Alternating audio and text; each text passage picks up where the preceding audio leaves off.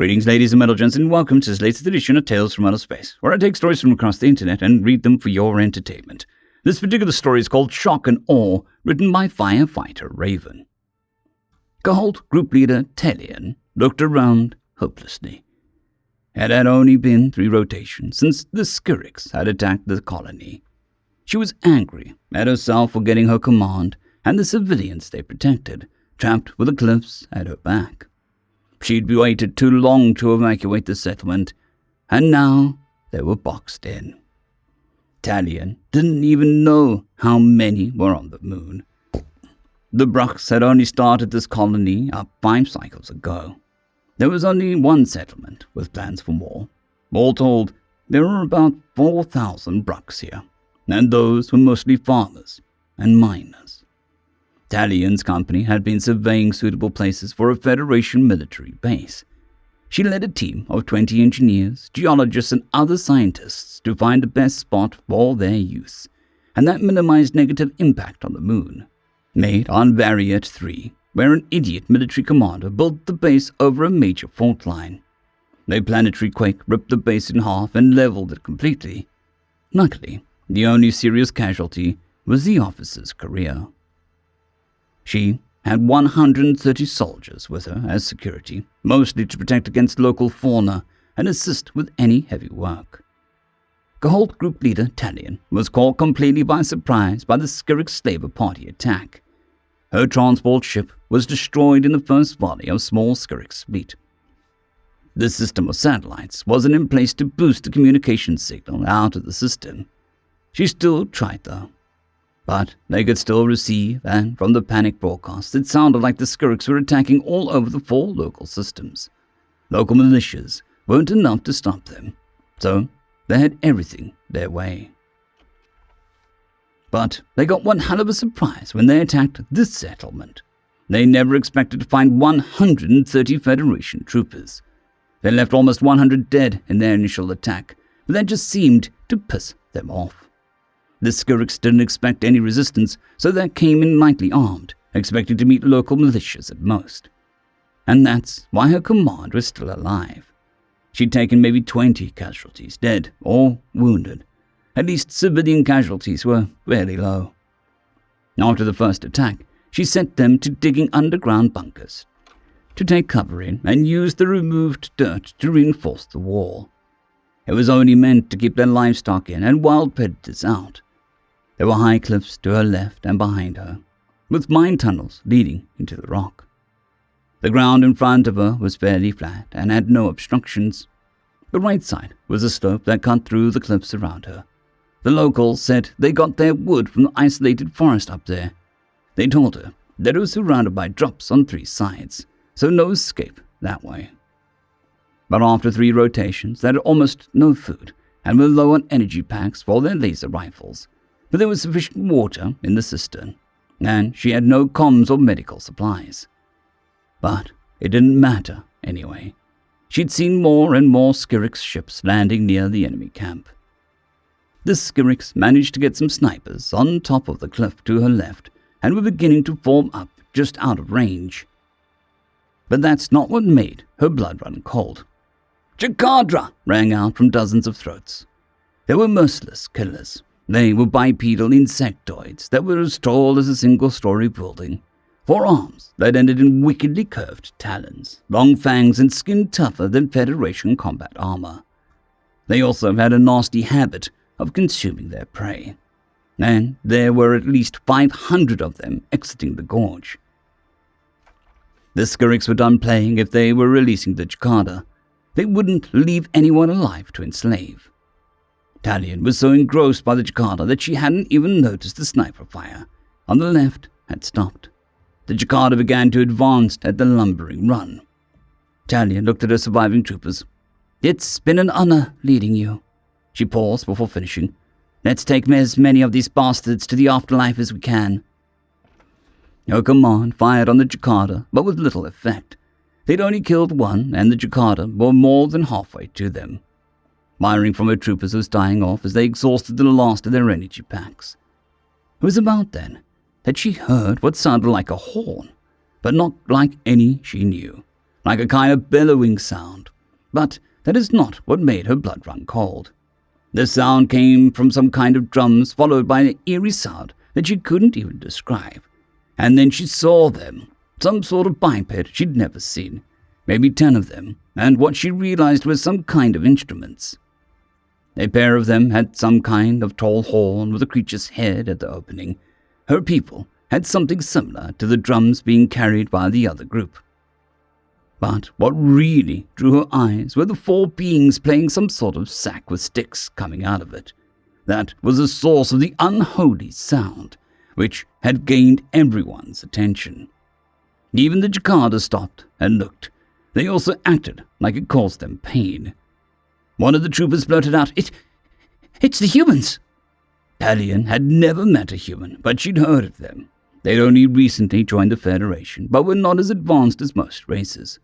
It was said they favored projectile weapons, but if lasers couldn't penetrate a Jacada's hide, then what would solid pieces of metal do? She had to admit that they were brave, standing on the edge of the cliff like that.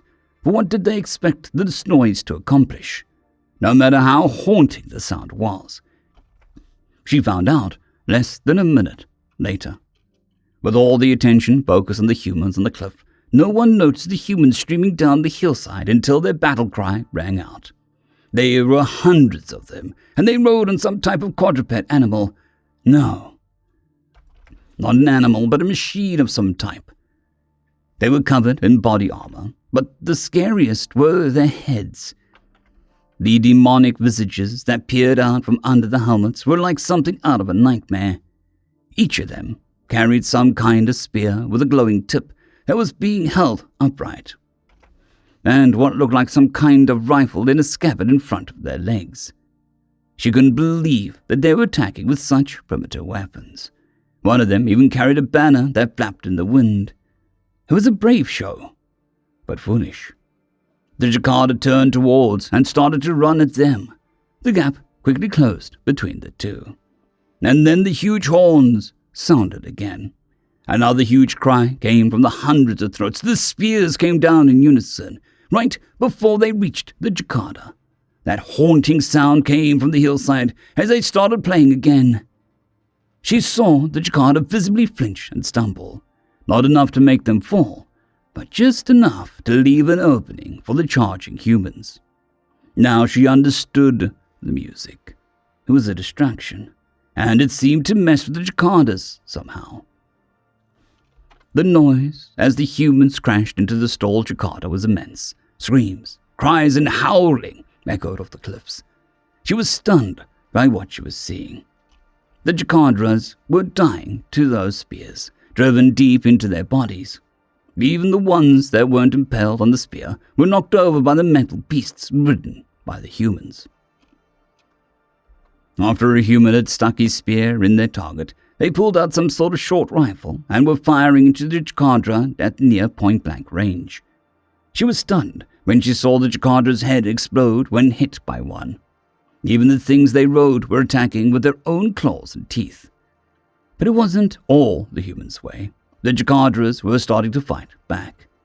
She saw a human plucked from the thing it rode and ripped in half by one. It was some of the most vicious fighting that she'd ever seen, and it lasted less than a few heartbeats before the humans began to break and retreat from either side of the melee. She heard another roar. A second group of humans were charging into the massive Jacada. The Jacada were unprepared for this attack and faced all different directions. They were impaled in the back and on the sides, some directly in the face. She took a quick look at the first group and saw them lined up with more of those spears. Now she understood. They would keep doing this until they killed all the Jacada or died. That's when movement at the top of the slope caught her eye. There were more humans up there, but they were lying flat and shooting into the mass of Skirix to the rear. Another group of humans were on the other side and firing into them as well. The Skirix were caught in the crossfire with nowhere to hide. They must have been just as focused on the melee in the middle of the field as she was. The Jacada had enough and started to run away, something Talion had never even heard of them doing in battle. The humans were not content to let them go, but kept after them, getting them by the scores. The Skirix broke. When they saw what was happening with the Chikadra, they started to run for their ships, but ran into a line of humans blocking the way. The humans not only had their rifles, but also some bigger guns that mowed down Skirix and Chikadra alike. There was nowhere safe for them, and in a matter of moments, none of the enemy was left standing. A pair of intimidating riders came over to her little fort with empty hands. They removed their helmets, and it was then she saw the demonic faces were just masks. One of them raised their hand to their forehead for a moment and then spoke. "Captain O'Doul, 7th Terran Cavalry, at your service." He indicated the other human. "Lieutenant Valdez, my second in command." Talion was at a loss for words. What? I've never seen Chikadras run away before or killed so quickly," she finally managed to get out. Both humans chuckled. "Not surprised. It's a tactic we created or recreated for them."